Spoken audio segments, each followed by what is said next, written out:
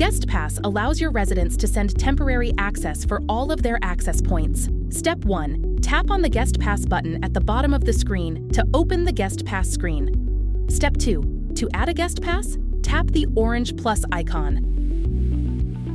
This is a temporary pass, and you can decide when your guest's access begins and ends. Step 3. Fill out all the information for your guest. When you are done, press share and then OK when prompted. Your guest will receive an email and text messages with links to start using Geokey. Step 4.